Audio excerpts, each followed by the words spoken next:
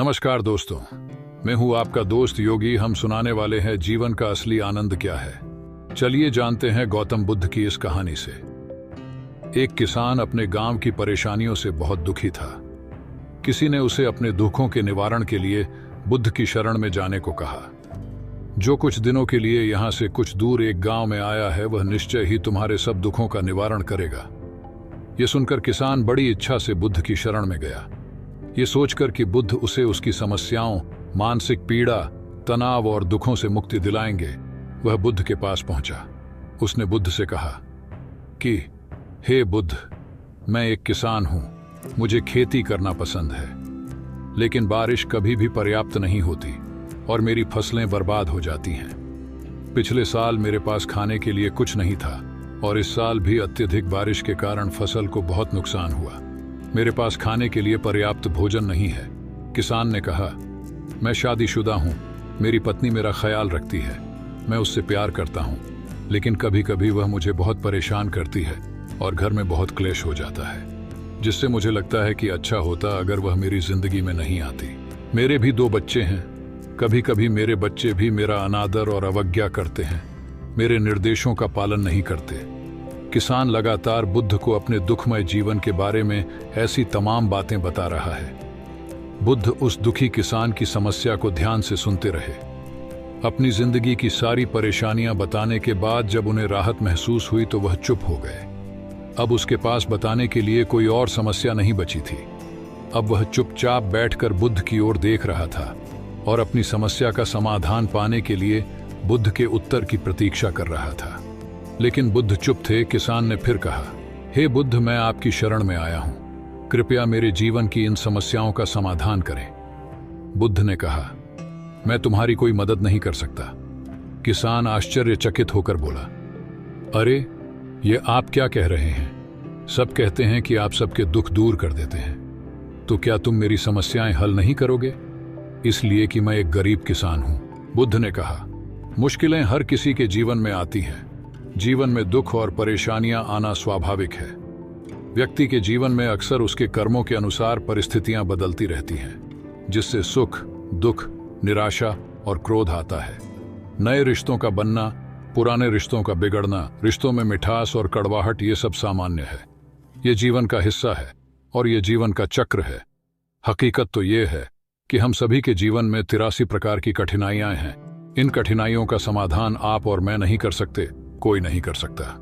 जिंदगी और जिंदगी में बनने वाले रिश्ते स्थिर नहीं होते। एक दिन रिश्तेदार भी चले जाएंगे और जिंदगी भी खत्म हो जाएगी, लेकिन ये समस्याएं वैसे ही रहेंगी जैसे आज आपकी जिंदगी में हैं और कल किसी और की जिंदगी में होंगी। इस पर किसान अपना नियंत्रण खो देता है और क्रोधित हो जाता है और ऊंची आवाज में बुद्ध से कहता है कि हर कोई कहता है कि तुम्हें एक महात्मा, एक सिद्ध पुरुष, एक प्रबुद्ध व्यक्ति होना चाहिए। मैं इस विश्वास के साथ यहां आया हूं कि आप मेरी मदद करेंगे। यदि आप मेरी समस्याएं हल नहीं कर सकते तो मेरा यहां आना व्यर्थ था। हर कोई झूठ बोलता है कि वे समस्याओं का समाधान करते हैं। आपने मेरी एक भी समस्या का समाधान नहीं किया। तुमसे अच्छे तो वह महात्मा हैं जो 2 वर्ष पहले मेरे घर आए थे। उन्होंने मेरे लिए यज्ञ कराया, दान दक्षिणा दिलवाई और मेरे मन को असीम शांति मिली। कुछ सुख भी बढ़े और कुछ दुख भी कम हुए, लेकिन तुमने मेरी कोई भी समस्या हल नहीं की। तुमने मुझे सीधे तौर पर मना कर दिया। बुद्ध ने कहा, क्या वह सब करने से जीवन के सारे दुख समाप्त हो गए? इतना कुछ करने के बाद भी अब आप इतने परेशान क्यों हैं? अब आप पहले से भी ज्यादा दुखों से घिर गए हैं। तात्पर्य यह है कि जीवन में दुख कभी समाप्त नहीं होते। किसान बोला, तो क्या मैं मान लूं कि तुम मेरी मदद नहीं कर सकते? यदि आप ऐसी छोटी छोटी बातों का समाधान नहीं कर सकते तो आपके उपदेशों का क्या लाभ? बुद्ध ने कहा, मैं तुम्हारी 84वीं समस्या का समाधान तो नहीं कर सकता, लेकिन हां, मैं तुम्हारी 84वीं समस्या का समाधान अवश्य कर सकता हूं। किसान आश्चर्यचकित हो गया और बोला, 84वीं समस्या क्या है बुद्ध?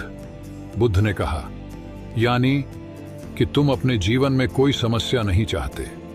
आपकी सारी समस्याएं इसी समस्या के कारण उत्पन्न हुई हैं।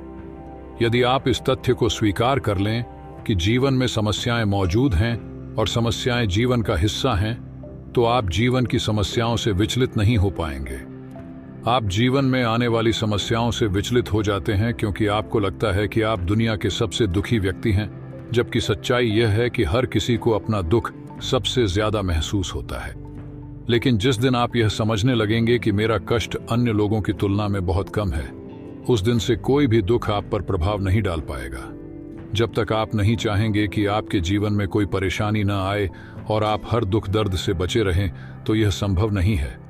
ऐसे में छोटा सा दर्द भी आपको बेचैन कर देगा और आपकी मानसिक शांति भंग कर देगा।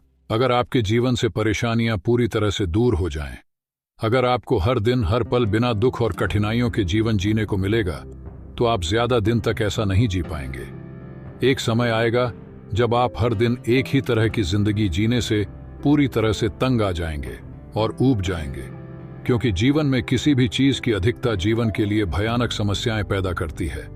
आरामदायक जीवन जीने से आप मन और शरीर दोनों से विकलांग हो जाएंगे।